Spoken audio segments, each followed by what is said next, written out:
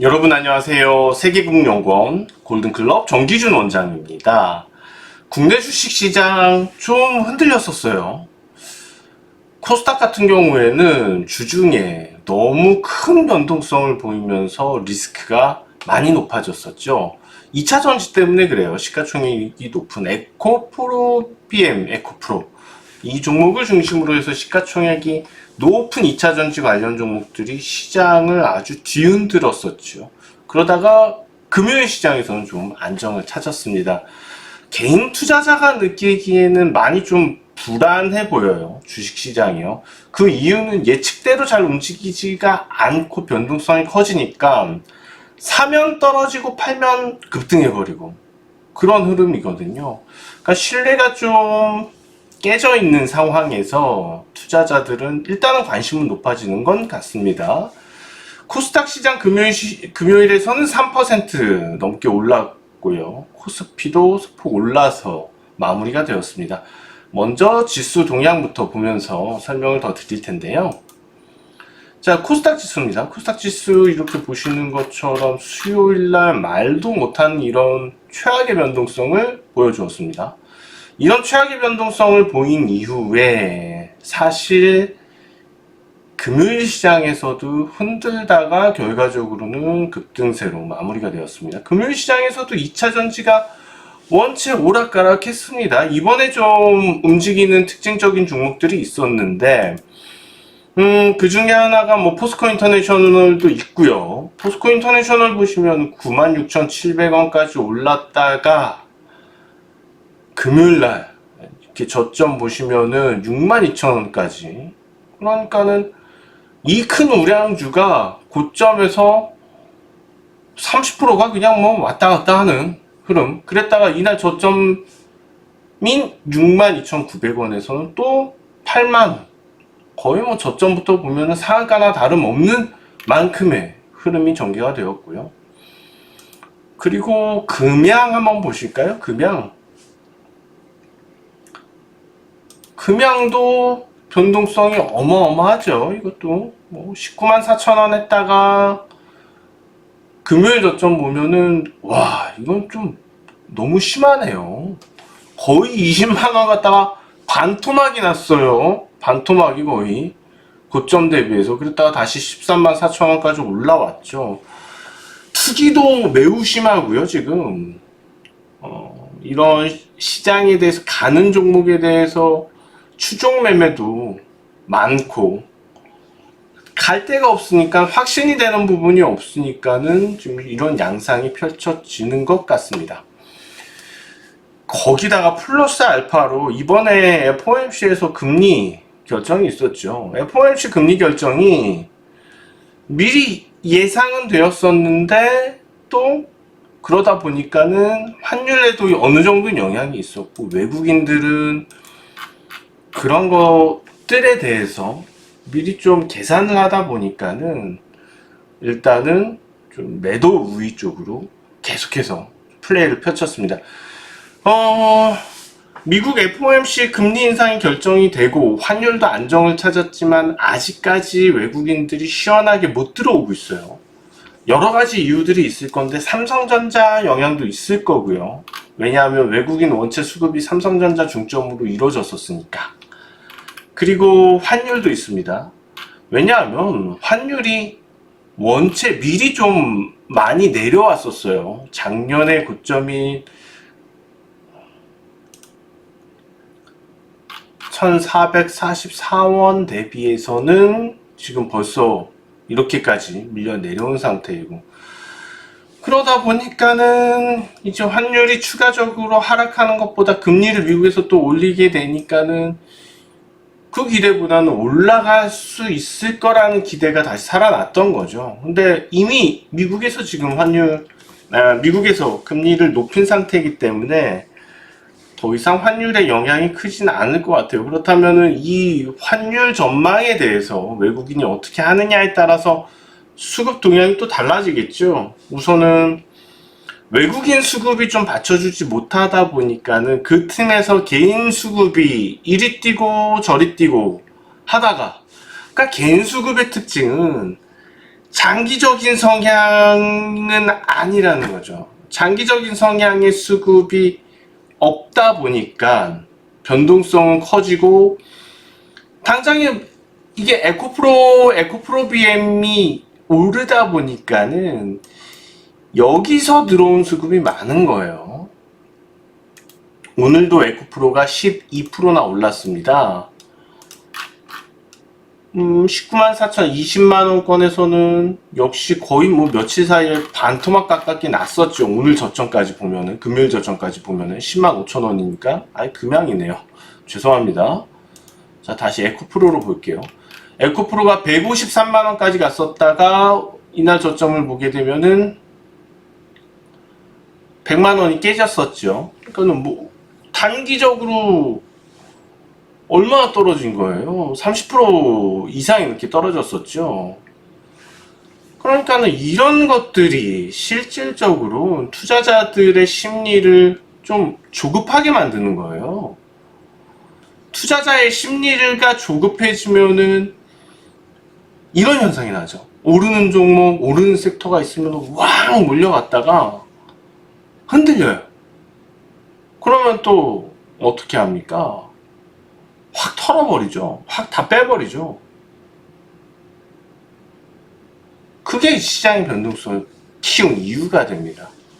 근데 아마도 이제 슬금슬금 다음 주부터는 외국인 수급이 조금씩 들어올 거고요. 그러다 보면은 그런 투기성들은 조금씩 완화될 가능성이 있어요. 중요한 것은 시장이 이런 양상을 띠다 보면은 이제는 개인 투자자 자금이 슬슬 유입될 겁니다. 주식시장으로요. 그럼 투기가 슬금슬금 다시 살아 올라갈 거고, 그런 투기 흐름들이 외국인들이 매수하는 종목들에 관심을 갖게 될 수도 있어요.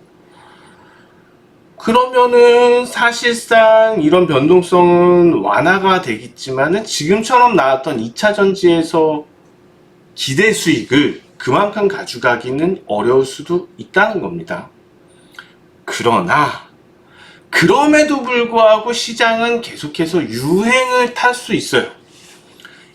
이거는 어떻게 보면은 좀 여러분들이 제 방송을 듣기 때문에 엑기스로 뽑아서 들을 수 있는 힌트일 것 같은데 정답일 수도 있고요. 그럼 시장이 어떤 유행이고 어떤 종목들을 찾아가야지 우리가 단기에 떼돈을 벌 수 있느냐, 그야말로 떼돈. 에코프로가 올해 이 정도로 폭등해서 오를 수 있었던 가장 핵심 키가 뭐냐? 사실 에코프로 BM에 대해서는 2차 전지다 라고 얘기를 했었잖아요. 그쵸?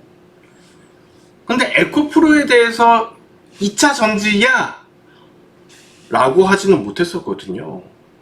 근데 사업의 방향성들이 2차 전지 쪽으로 전향이 되면서 어떻게 됩니까? 에코프로도 너도 2차 전지야가 되는 거예요.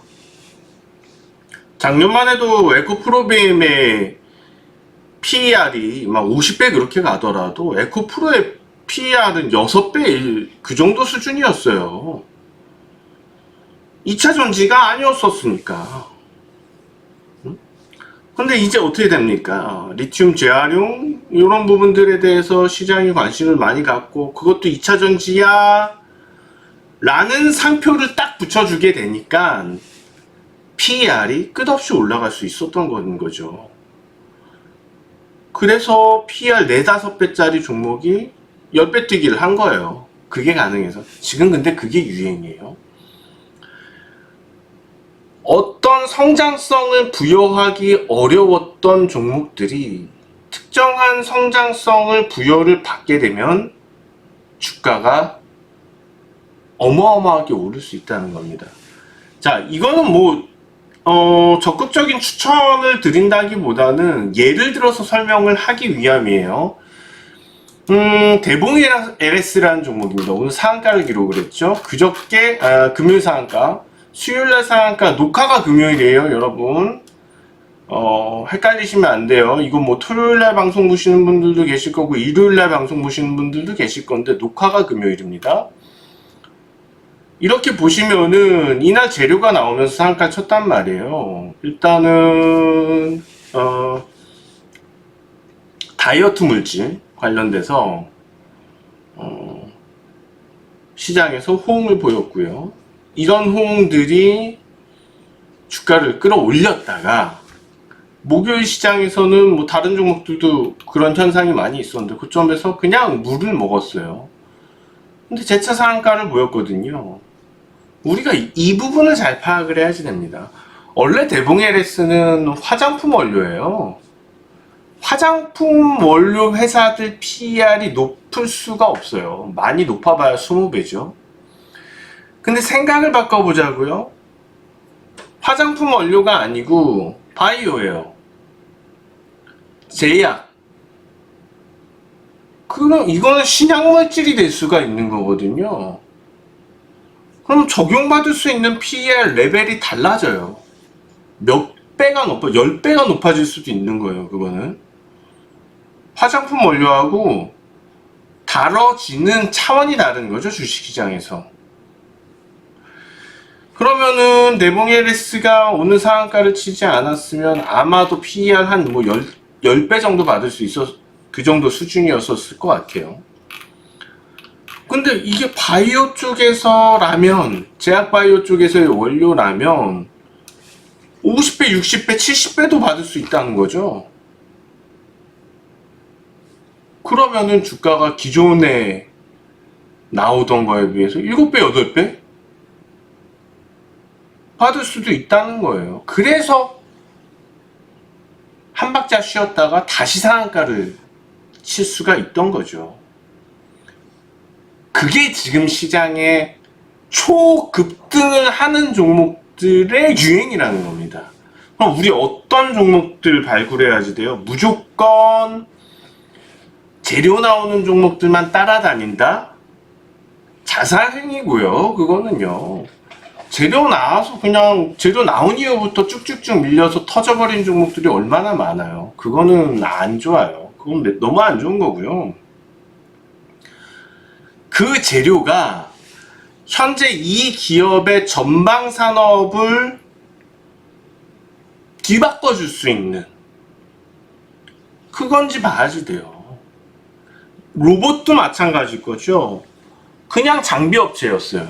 그냥 장비 업체였는데 갑자기 그냥 뭐 모터만 생산하던 회사였는데 로봇 지능형 로봇 모터 생산으로 돌렸다. 다른 산업이죠. 기존의 모터 사업과 로봇 산업은 다르단 말이죠. 로봇은 성장 산업이기 때문에 PER을 많이 받을 수 있다는 거예요. 그게 지금 시장 유행의 핵심이에요. 그런 부분들이요.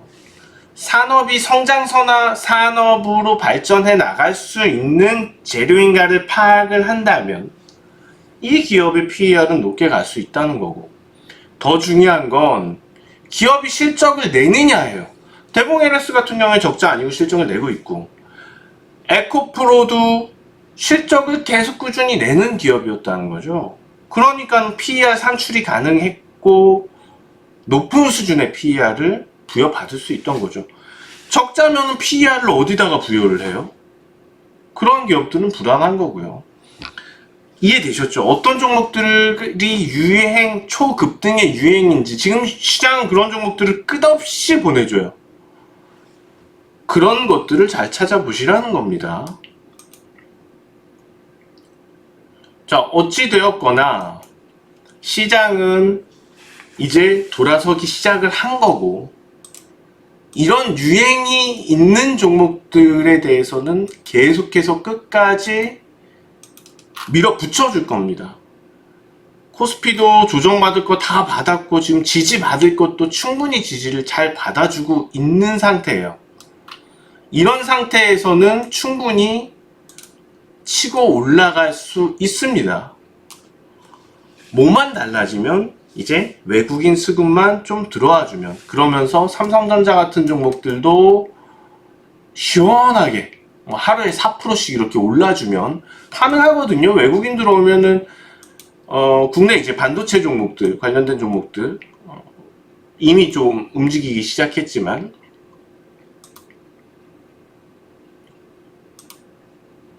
당장 뭐 삼성전자가 바로 급등한다 이런 얘기를 하기는 좀 어렵겠지만은 뭐 적응을 하면서 서서히 올라가지 않을까요? 외국인이 들어온다면 그렇게 보여지고 있고, 다른 시가총액 상위 종목들도 가능성은 있어요. 벌써 하이닉스는 이렇게 올랐거든요. 그리고 중요한 거는 최근에 저런 중공업주들, 하나오션부터 해서 굵직한 중공업 조선주들이 또 시가총액을 조금씩 높여서 올라오기 시작했어요. 이런 것도 눈여겨볼 대목입니다. 그렇기 때문에 이제는 우리가 좀 더 시장에 적극적으로 좀 바라보고 그런 적극성을 가지고 투자에 임했을 때 수익이 날 수 있지 않을까. 시세만 보고서 이리 붙었다 저리 붙었다가 아니고 시장의 장기 전망을 보면서 좋은 종목들에 대해서 좀 진짜 비중을 늘려주는 현금을 좀 계좌에 넣어주시고, 주식 계좌로 좀 넣어주시고 좋은 우량주들에 대해서 지속적으로 분할 매수해가는 그런 전략이 장기적 시각으로 보고 접근을 했을 때 개인 투자자도 좋은 수익을 낼 수 있을 거라고 생각합니다. 지금처럼 이 종목 저 종목 계속 따라다니듯이 하는 투자는 앞으로도 계속 수익은 좀 어려울 거예요. 당장 내일 수익 날 것 찾지 마시고요. 일주일 이후 아니면 한 달 이후 더 좋게 보시려면은 3개월 이후에 1, 200% 수익 날 수 있는 종목들을 찾아보시라. 이게 더 현명할 것 같습니다. 자, 오늘은 여기서 방송 마치도록 하겠고, 저는 그러면은 다음 주 금요일날 다시 녹화해서 여러분들께 보내드리도록 하겠습니다. 지금까지 골든클럽 세계금융연구원 정기준 원장이었습니다. 고맙습니다.